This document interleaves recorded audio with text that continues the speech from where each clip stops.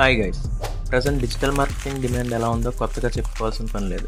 అసలు ఈ డిజిటల్ మార్కెటింగ్కి ఇంత ఇంపార్టెన్స్ రావడానికి రీజన్స్ ఏంటి?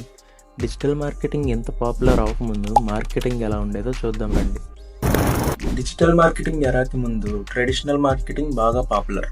ట్రెడిషనల్ మార్కెటింగ్ అంటే print ads, news paper ads, bill boards, hoardings, TV ads, radio ads, etc.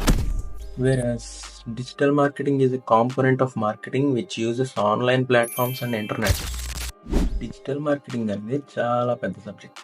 అది ఫ్యూచర్లో మనం డీటెయిల్గా డిస్కస్ చేసుకుందాం. ప్రజెంట్ డిజిటల్ మార్కెటింగ్కి ట్రెడిషనల్ మార్కెటింగ్కి డిఫరెన్సెస్ ఏంటో చూద్దాం. ట్రెడిషనల్ మార్కెటింగ్ అనేది వన్ వే కమ్యూనికేషన్ లాంటిది. ఇక్కడ మనం యాడ్ ద్వారా యాడ్ చూసిన కస్టమర్స్తో కమ్యూనికేట్ చేయడానికి ట్రై చేస్తున్నాం, కానీ యాడ్ చూసిన కస్టమర్స్ నుంచి వచ్చే రెస్పాన్స్ ఏంటో మనం తెలుసుకోలేకపోతున్నాం. అలాగే యాడ్ చూసిన కస్టమర్స్ ఎంతమంది మన ప్రోడక్ట్ పర్చేస్ చేశారు, ఎంతమంది మన సర్వీస్ యూజ్ చేసుకున్నారు అనేది కన్ఫామ్గా మెజర్ చేసుకోలేకపోతున్నాం. అదే డిజిటల్ మార్కెటింగ్లోకి వస్తే డిజిటల్ మార్కెటింగ్ అనేది టూ వే కమ్యూనికేషన్ లాంటిది. ఇక్కడ యాడ్ చూసే ఆడియన్స్తో మనం ఇంటరాక్ట్ అవ్వచ్చు, ఫీడ్బ్యాక్ తెలుసుకోవచ్చు. అలాగే ఎంతమంది మన ప్రొడక్ట్స్ పర్చేస్ చేశారు, సర్వీస్ యూస్ చేసుకున్నారు అనేది మనం క్లియర్గా ఇన్ఫర్మేషన్ మెజర్ చేసుకోవచ్చు.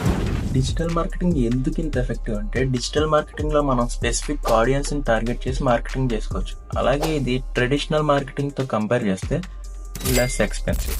Okay, that's all for now friends. See you in the next video.